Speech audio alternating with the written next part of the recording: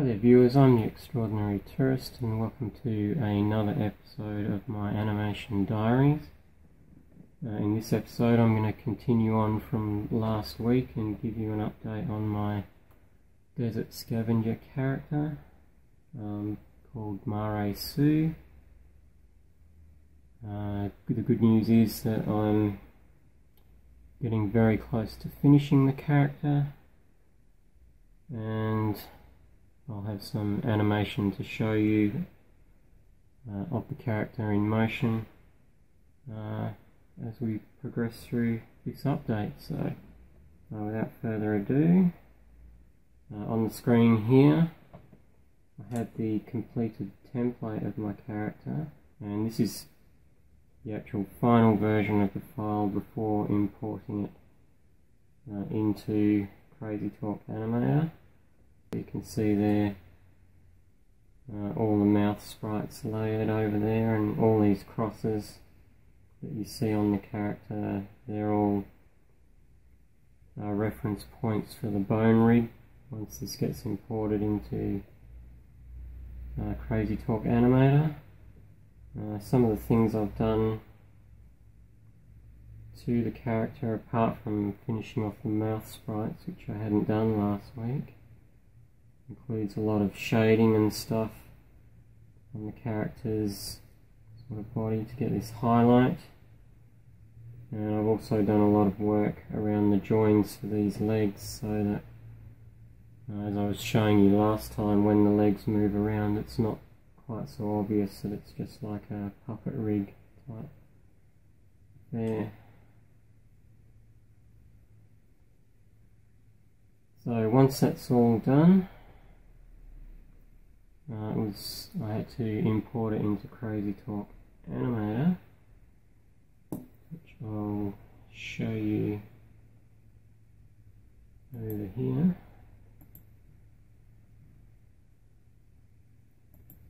Minimize that down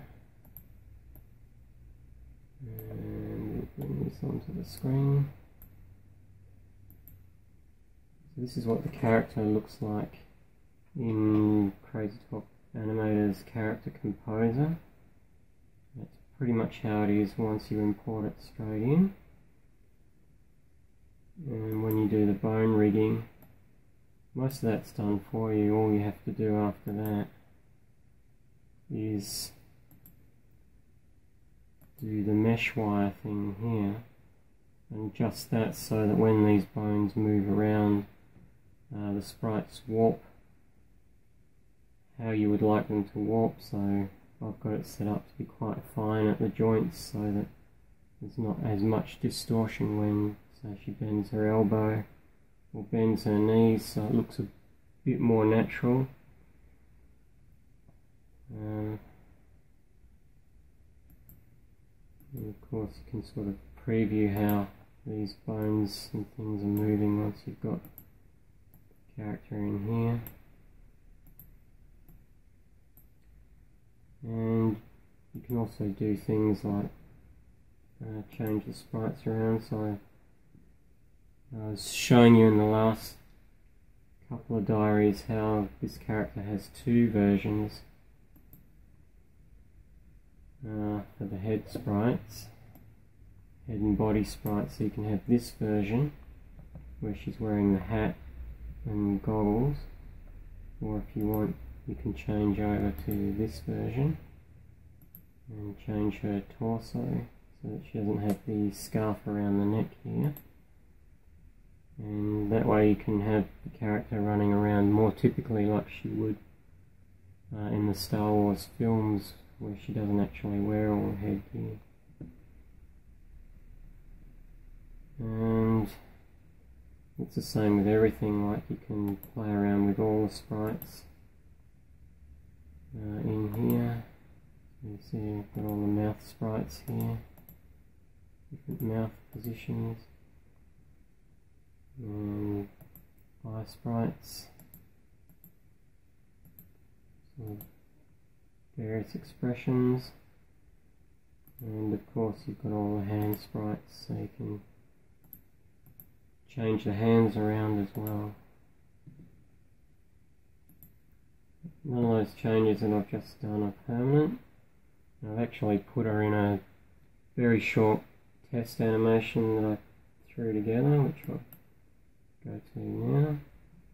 Here you see we've got her in a scene. This is the desert scene that I had her in initially when I did this as a demonstration animation for a review I was doing on Toon Boom's Harmony. And I just did a really quick animation that uses two pre-animated poses from the Real Illusion animation libraries. Just a simple fun dance that really gets her moving around so that you can see how the character's moving. So here we go here. See there? So the arms and legs moving around. It gives you a really good idea. If you look closely, you'll see some of the hand sprites are changing, the different poses. And I've also done some facial expressions and eye blinks just to make her look a little bit more alive. So that was just my quick demo animation. I'll stop that. You'll see I'm having a little bit of trouble with this. I thought everything was going to be okay, but if I swap the sprites over for the body and the face, so that she's now wearing, or not wearing the hat, and then I run the animation, you'll see some weird things happening with her head. See, her head's coming right off and her arm down here is coming right off. I'm not sure why that is just yet, but I've sort of established that it has something to do with the torso and how the bones are linked to it once you change over to that, because if I go back into the sprite editor and change back to this torso, but leave that head on and then run the animation, you see everything's pretty much fine and working as you would expect. There's no unexpected detachment of her head or her arm. So it has something to do with that second torso, and I've got to do a bit of work just to try and work that thing out. I'm hoping it's not going to be too difficult an issue to sort out, because I'd really like her to have that sort of other torso with the open neck that doesn't have the scarf on that she's wearing here, because it's more like how she is in the movie. But anyway, that's where this character is up to right now.